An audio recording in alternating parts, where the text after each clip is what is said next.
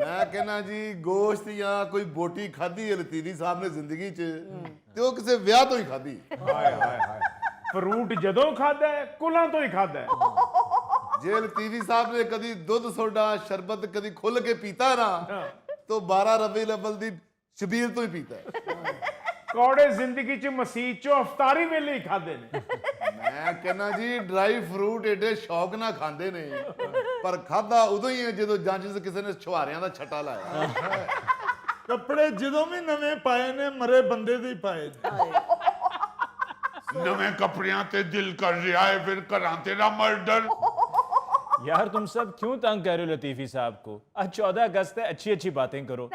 अब लतीफी साहब बच्चों को झंडियां लेकर देते हैं, उनके सीने पे बैज लगाते हैं, ये उनका जज्बा है। अरे भाई ये यौम आजादी मनाते ही हम जज्बे को जगाने के लिए। देखिए ये जो हम झंडियां बच्चों में तकसीम करते हैं जी ये सिर्फ सब्ज और सफेद रंग का नाम नहीं है झंडी, ये एक बाकायदा तारीख है। अच्छा, जो हमने ही तो अपनी अगली नस्ल तक पहुंचानी है। उनको ये बताना है कि किस तरह लाखों कुर्बानियां दे के हम लोगों ने ये आजादी हासिल की थी। सही बात है, ये तो लतीफी साहब ही बता सकते हैं क्योंकि इन्होंने तो पाकिस्तान बनते हुए लाइव देखा होगा। लाइव क्या मतलब? ये 2020 का मैच है, लाइव देखा होगा? अरे मियां कहाँ, हमें कहाँ होश थी? हम तो उस वक्त सिर्फ 1 साल के थे। अच्छा। हाँ, हमारी वालिदा मोहतरमा बताया करती थी कि हम भैंस की कमर पे लेट के आए थे। हमें तो मालूम ही नहीं कहाँ जा रहे हैं, हम तो मजे ले रहे थे भैंस की कमर पे लेटे हुए। ये तो हमारे बुजुर्गों ने बताया कि लाखों जाने कुर्बान की फिर हमें पाकिस्तान मिला। क्या बात। लतीफी साहब मैंने आपकी वो भैंस की कमर पे लेटे हुए तस्वीर देखी है, आपके हाथ में नान का टुकड़ा था। अब बताइए, उनको सिर्फ नान का टुकड़ा ही नजर आया है। जी हाँ। और वो भी ब्लैक एंड व्हाइट तस्वीर में। अच्छा लतीफी साहब, इसका मतलब है कि माशाल्लाह आप 79 साल के हैं। ओहो भाई, वो 79 साल के हों या 80 साल के, तुम्हें इससे मतलब? घूंघट निकालिए। अच्छा जी। हद हो गई है, तशरीफ रखिए। अच्छा जी। वैसी बात हो रही थी, वो हम बता रहे थे कैसे हम यहाँ आए। उसमें उन्होंने कहा है घूंघट निकालिए, घूंघट निकालिए। मैं निकाल। लतीफी साहब आज तो यौम आजादी है, आज तो घूंघट रहने दीजिए।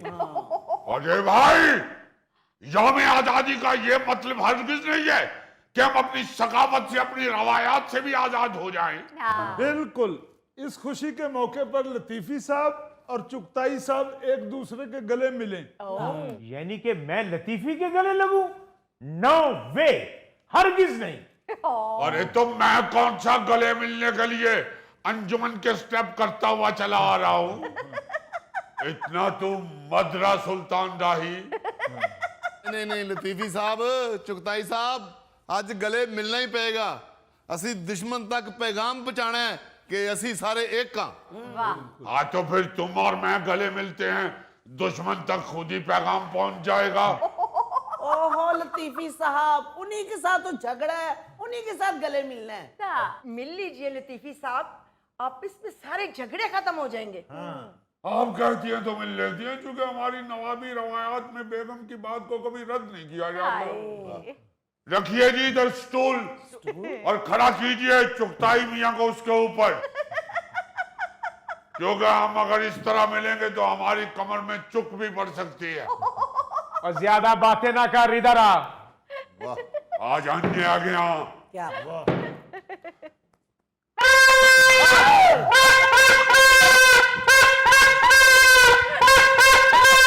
आजादी है। और इस पापड़ को ना खलफ औलाद, तमीज से बात करो। वो तो देखो क्या कर रहा है। 14 अगस्त है, वो जो मर्जी करे। अजय बंद कर इस पापा को, यहाँ पे एक आध खून हो जाएगा। ये है इसकी तरबियत। फिर आप कहती हैं कि नवाब साहब आप झगड़ा क्यों करते हैं? अरे ये क्या बेहूदगी है भाई, यौम आजादी मनाना है, ये लोग ये बेहूदा बाजा बजा के और मोटरसाइकिलों के साइलेंसर उतार के आजादी की रूह को ही मजनू कर देते हैं। नहीं, ये तो बिल्कुल ठीक कह रहे हैं लतीफी साहब। बहुत शुक्रिया अली भाई, इंतहाई बेहुदा आवाज है। इससे तो बाखुदा हमें लगता है कि ये पाकिस्तान के बनने का मजाक उड़ाया जा रहा है। जी हाँ। नहीं लतीफी साहब बात तो बिल्कुल ठीक कर रहे हैं। ये पा पा पा पा इतनी जोर से बाजा बजाना बेहूदगी है। बाबर चाचू लिया तो आपकी दुकान से ही है ना? यार मैं बेच रहा हूँ, कोई बजा तो नहीं रहा ना। बहुत अच्छे। और भाई मेरे बजाने के लिए बेच रहे हो ना, और क्या इससे पेंचर चेक करते हैं? देख रहे हैं आप अली भैया, जी हाँ। ये हालत है। दरअसल हम सब ने अपने अपने मफादात की जंजीर में अपने अपने जमीर को जकड़ रखा है। हाँ जी। इसमें बजाने वाला भी, बेचने वाला भी और बनाने वाला भी, तीनों शामिल हैं। बिल्कुल। बाखुदा हम तो ये इसकी बेहुदा आवाज सुन के ये सोचते हैं कि अगर 1947 में ये इजाद हो चुका होता तो हमें इतनी कुर्बानियां देने की जरूरत ही नहीं थी। इसकी बेहुदा आवाज से ही अंग्रेज ने यहां से भाग जाना था। भाई आप क्यों इस बेहुदा आवाज के साथ लोगों के दिलों से पाकिस्तान की मोहब्बत को भगा रहे हैं? हाँ यार। भाई कोई बीमार है, कोई बेचारा बुजुर्ग आदमी है, नहीं इसकी आवाज को बर्दाश्त कर सकता, आप क्यों नहीं बाज आते? बिल्कुल चुगताई साहब, वैसे इसके अलावा और भी बहुत से तरीके हैं आजादी की खुशी को मनाने के। और भाई और भी बड़ा बंदोबस्त किया हुआ है।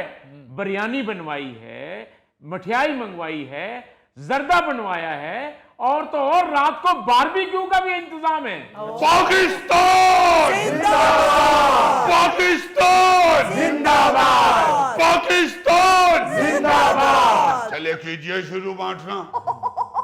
लतीफी अंकल, हम मोहल्ले के लड़कों ने ये बाजे वाला जुलूस निकालना है, फिर उसके बाद ये सब कुछ तकसीम होगा। तो भाई निकालिए जल्दी से जुलूस, जो पी पा करना है कीजिए, और उसके बाद खाना पीना शुरू हो।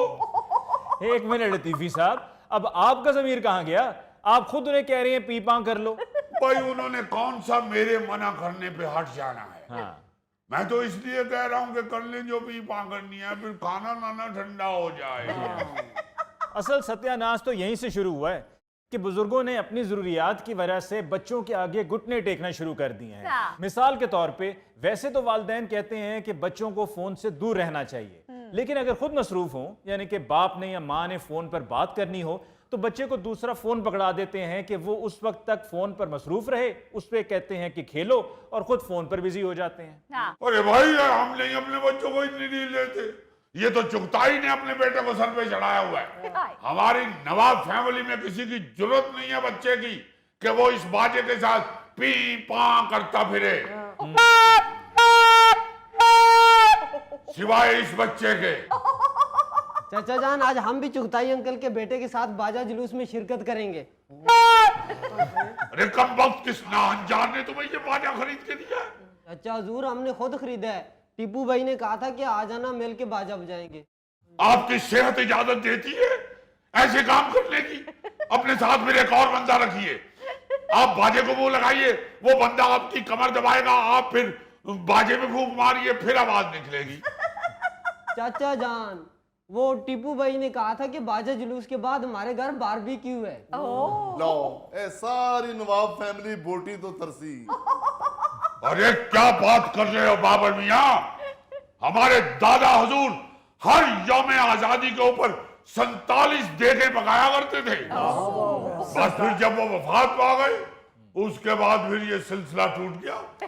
चूंकि दादा हुजूर से ज्यादा अच्छा देग के अंदर कोई भी करलू नहीं कर सकता था। करलू क्या मतलब? वो देग पकाते थे या बांटते थे?